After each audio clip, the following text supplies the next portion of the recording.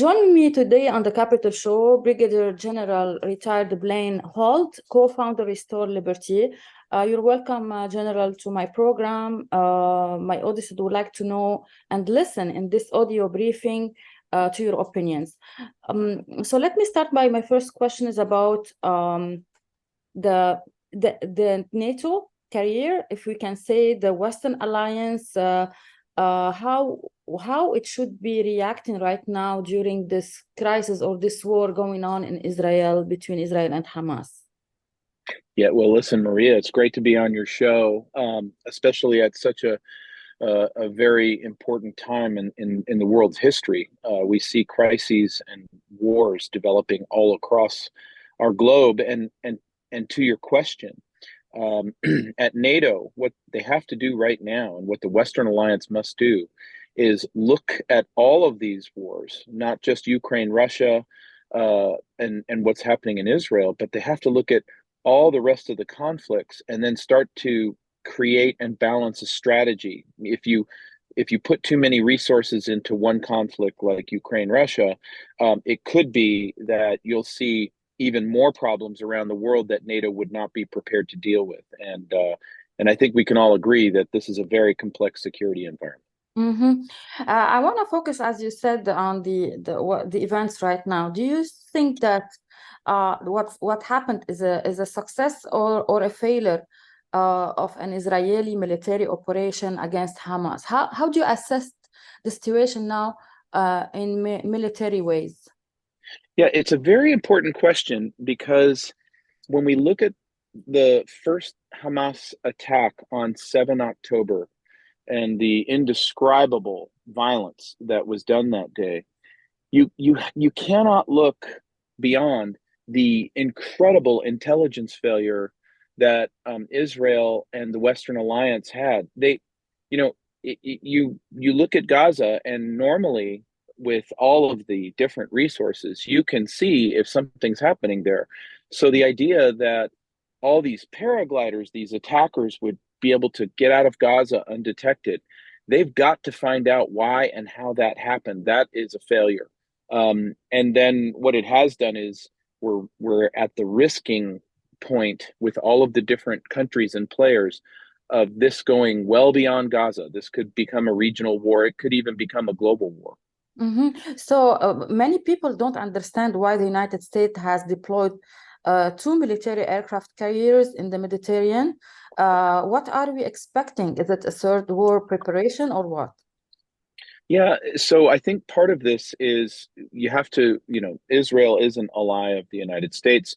You have to reassure Israel. We do logistics resupply. But another very important reason to have the force available is we have small units that are stationed up in Syria, stationed in Iraq, and if they have been attacked recently, but if anything really big were to happen to them, then we would need to have the firepower available to protect U.S. forces, and so hopefully they're seen as a stabilizing force, as a deterrent.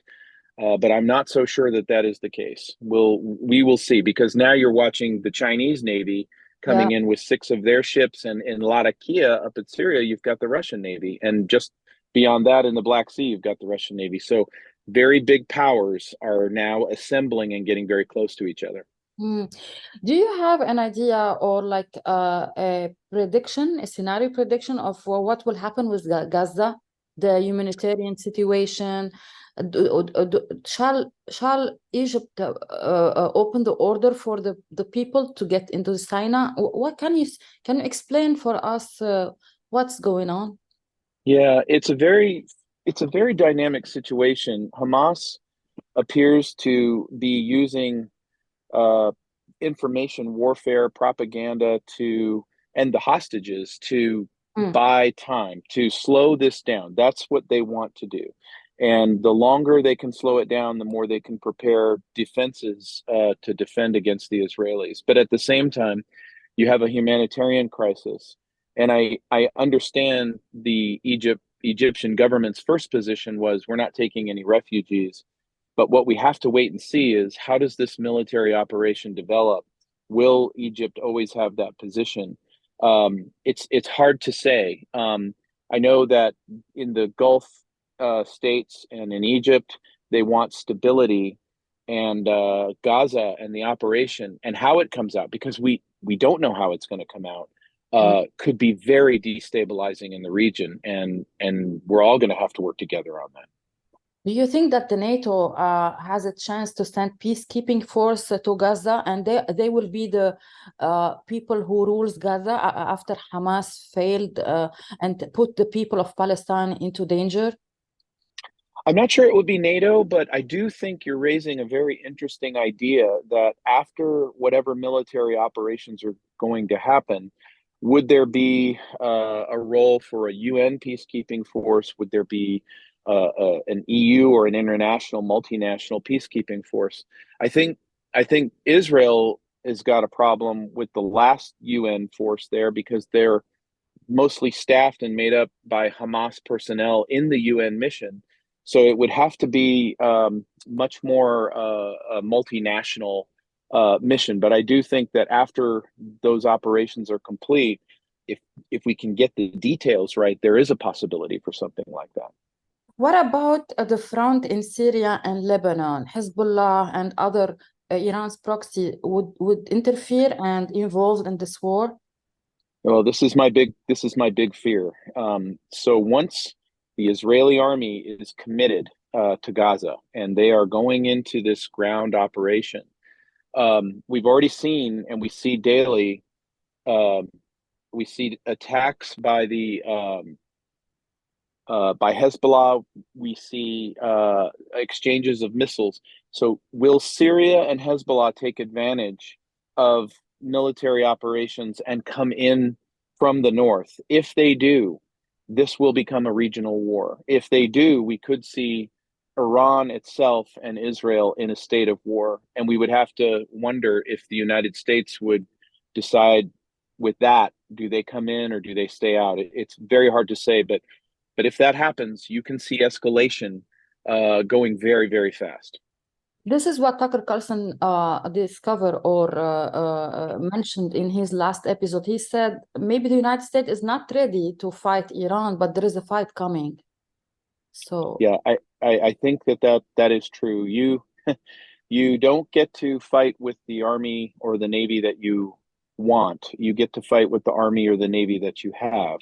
And it may well be that Iran in Tehran that they believe the United States is very weak right now. I think that would be a tremendous miscalculation.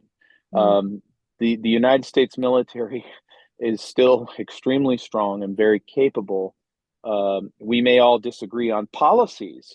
We may disagree on strategies and how the United States is conducting its foreign policy right now. But at the foundation, the United States military is still quite formidable. yeah, Secretary Blinken didn't give any explanation about Hamas releasing two hostages and two others. So, from your point of view, what was the reason? Is it like to gain time, or what was the bargain? Is the ceasefire, Yeah. or what is the issue here? If they give a couple of hostages back every day or every few days, what Hamas is essentially doing is trying to get more time. And more time, they believe that more world opinion will be on their side and there'll be more pressure for humanitarian aid to come. Mm, But the worry is that the aid never gets to the good people, the innocent people. The aid always is taken and stolen by Hamas. exactly. So they're going to keep using these hostages. That's why they give only two, maybe three, because they want to see this go for as long as they possibly can. That's really their only way out of this now that they've done what they've done. Uh, Israel has postponed the ground operations. Do you Mhm. think what was the tactic here? And uh, can Israel win against Hamas only through surgical strikes? Yeah, so I think there's some political maneuvering inside of Israel that, on the one hand, they want to respect their relationship with the United States, which has interest in providing humanitarian aid. So they have delayed the attack a bit. But just this morning, the chief of the Israeli Defense Forces said, "We are now ready for the invasion." So I think there's a lot of political tension. The people of Israel expect action, and I think we're going to see that soon. In terms of how it will happen militarily, this is going to be the hardest, the most toughest kind of warfare that there is urban warfare in a very densely packed area with tunnels, and it will be brutal. It will be floor by floor, tunnel by tunnel, Mm. lots of traps, lots of lost soldiers, lost innocent lives. But I don't see how this goes in any other direction right now. I wish I did. Mm-hmm. Do you think that the high casualty rates in the Gaza airstrikes in response to the deadly Hamas attack on Israel was really justified? Well, whether it's justified or not, the argument that I've seen in the press is that it violates the law of proportionality. And that's a fundamental misunderstanding of what the law of proportionality is. If if if there's innocent lives lost, then the blame goes to Hamas, because Hamas is actually taking innocent Palestinians and making shields out of them. They're putting them forcibly into their command and control areas. They're storing rockets and bombs near civilians. And that doesn't mean that that's not a military target. It means that Hamas is murdering people by putting them near military targets. Mm. Israel's been very clear that if you're Palestinian and you're not a member of Hamas, you need to get to the southern part of that border. But Hamas is blocking them. Hamas is trying to hold them back. In fact, there was a big article that said, "Oh, Israel's striking mosques," and it's, yeah, if they're going to store weapons and bombs in mosques, then the mosques become military targets.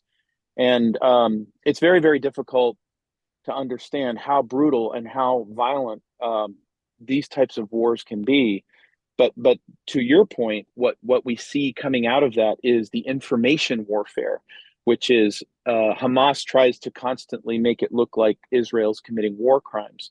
Mm. But Israel is interested in the preservation of innocent life, and there will be mistakes made. That all wars have those. They will investigate themselves. I used to work with Israeli generals, and I know that they hold themselves to a very high standard. So this is a very tough situation, a very tough campaign. Yeah, yeah. They say that the ISF is very merciful. They send flyers. They announce before. They give Yeah, them alarm, whatever. Do you think that the Hamas movement is a very dangerous military wing of the Muslim Brotherhood that I threatens do. stability in the region? And we see now some supporters of Hamas in universities and in with members of Congress. Yeah, they're very well funded. They've been funded by Iran for a long time, but you're right. They come out of the Muslim Brotherhood, and they have very active arms in Europe and in the United States, conducting propaganda, paying for making donations to universities so that their stories and their propaganda can be used in the universities. And we see the results. The results are very clear. You see protests across universities around the world in support of Hamas. And so the other part of this is, my worry is, if Hamas gets hit very hard by the Israeli forces, does that mean we can expect terror attacks in the West by cells that are operating in Europe, cells that are operating in the United States? And I think that's very likely. Mm-hmm. I read an article in The Hill written by Mary Beth Long. She said, hold Hamas and all of its enables accountable. How to hold Hamas accountable in your point of view? Yeah, I read the same article. The really, it's what the Israelis laid out is, when you look at what happened on October 7th, and you look at how far this wasn't just an attack, this is barbarism Mm-hmm. against innocent lives. When the Israelis laid out the goal is to make Hamas disappear, I think they mean it. And I think that, honestly, any country in the world that would have this happen to them would have the same point of view. I know in the United States, let's say this happened in Texas on the border, there would we would absolutely advocate for the elimination of every single element of that organization. And I think honestly, I don't see any way back for Hamas. I don't see any possibility that Hamas will be able to work their way out of this to some other situation.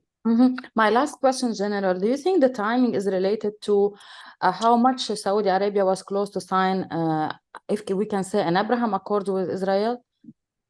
Yeah, I read a translation of Hamas objectives in what they were trying to achieve, and they had about 9 objectives listed. That was number one. That they were very concerned that normalization of relations between Saudi Arabia and Israel was going to destabilize Hamas goals in the region and what they wanted to achieve. And so they listed that as part of their strategy. However, the way they conducted those strikes, put them in a place where there's no tomorrow. There's no, okay, you've conducted strikes, but what have you achieved except for a united nation that is going to work for your elimination? This is so sad. Thank you so much, General Holt. Truly, you have good strategic insights. My audience are very happy to know the stop marks and grades. And thank you again for your time. Thank you. It's a pleasure to be with you. Thank you for having me. Bye-bye. Hey, Maria Malouf here. Please click to like and subscribe to Maria Malouf TV YouTube page and catch our hottest interviews and most compelling analysis. You will not get it anywhere else.